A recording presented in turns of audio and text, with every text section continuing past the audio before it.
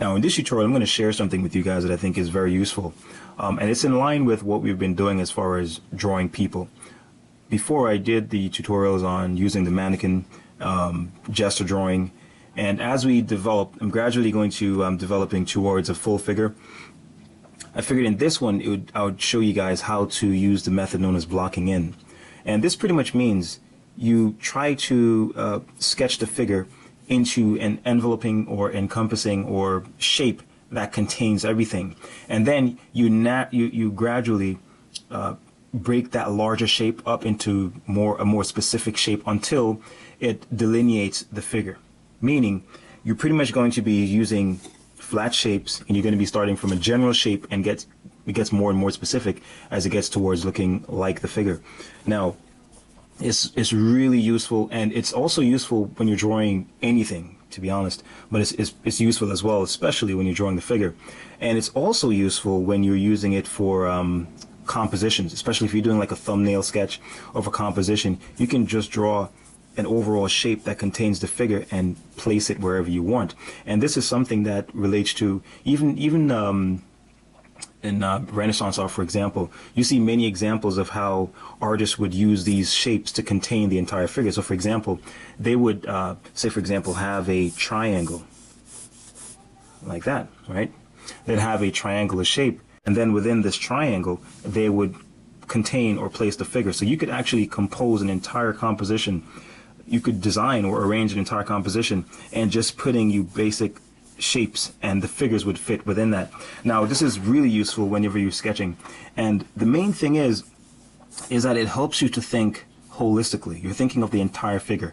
You're not just thinking of, okay, I'm drawing a head, or I'm drawing the arm, or just the leg, or so on and so forth. You think of the entire figure, and it helps you to simplify what you see and look for big relationships, and not just the little minor relationships between part and part, but you're actually looking at the whole, and you develop the entire figure in that sense. You say, for example, you're drawing a figure that's seated, right? So a good way you could do that is, you have this triangle here, which kind of gets a sense of the width and the height. How wide is your drawing to how tall, whatever how in whatever pose it is. And I'll go through a series of poses to show you an example of what I mean. So say, for example, I'm starting with something like this. So that's like, I say the figure is contained within this triangular shape.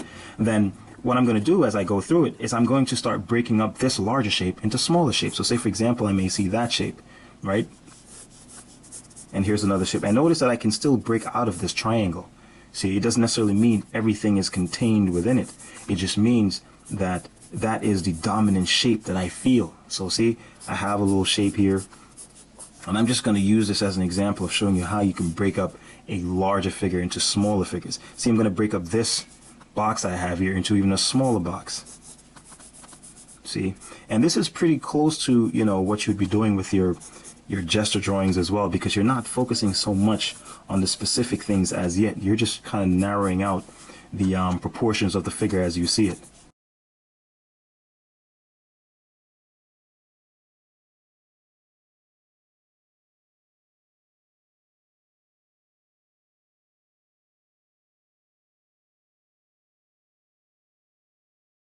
And so basically, the main idea is that you keep going from a general shape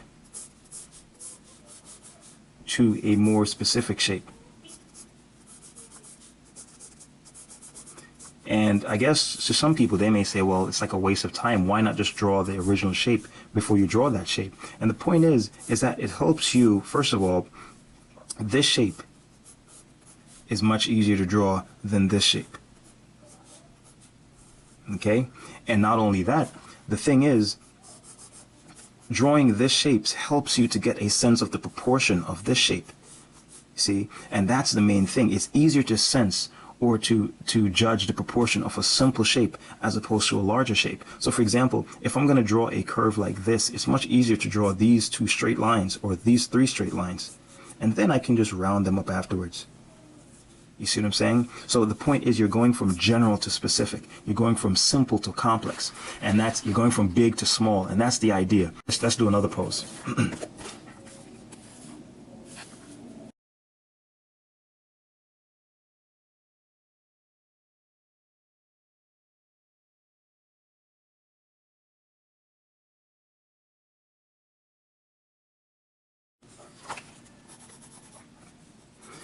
And the cool thing about this is that notice I'm not even thinking about volume.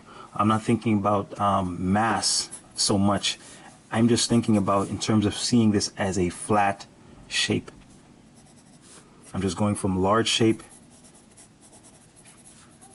to more specific. And I can keep developing these natural forms more and more. See, it starts as a V like that, and then it may start getting a little bit more organic and natural. Keep breaking up the figure more and more, just like that. Even when the figure is actually spaced out, the same thing applies. I'll show you again another example. You could have a large shape like this.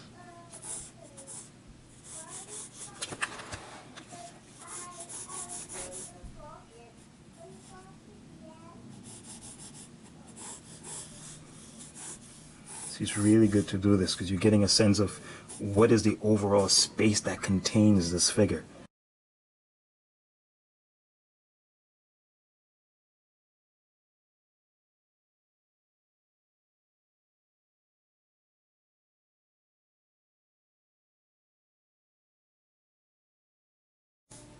And this is just another method, you know, that you can use or even combine with what you already know. You know, it's really useful no matter what you're drawing, carving out and thinking of, you know, overall shapes of things. One of the drawings that I really like is a drawing by Rubens.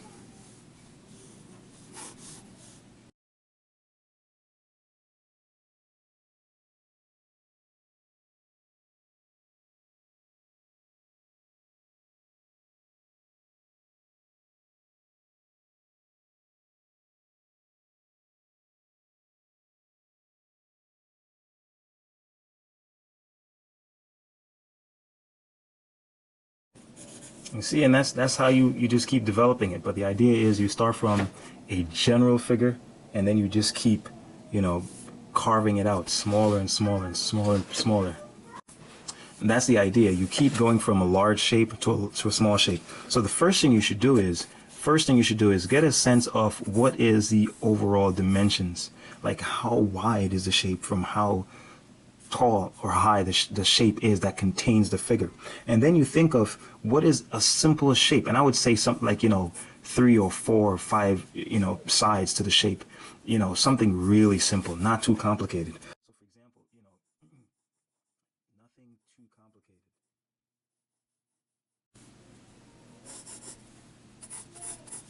What is the main containing shape that, you know, that really contains this thing? And then you can even break it up if you want. For example, you could do something like this. Start breaking it up like that.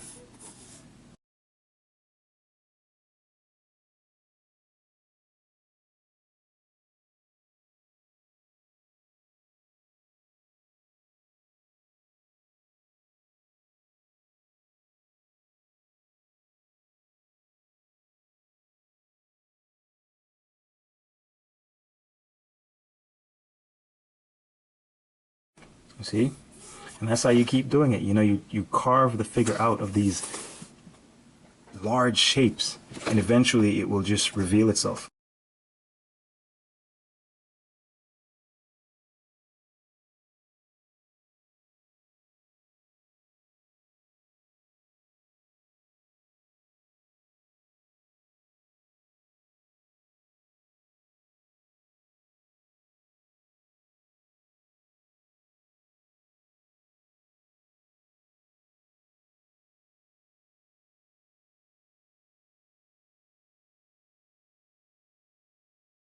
See, and that's basically the idea. So once you can first think of what is the major containing shape that this entire figure fits in, and then once you can think of the entire shape that the figure fits in, then it's just a matter of breaking up that larger shape to, you know, kind of find or define the interior shapes that are within there. And when you're drawing the large shape, notice that I could even contain the negative shape, the negative space as well.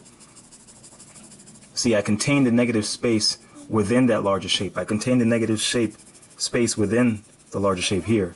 See, I do the same thing here. It's included. It's included here as well.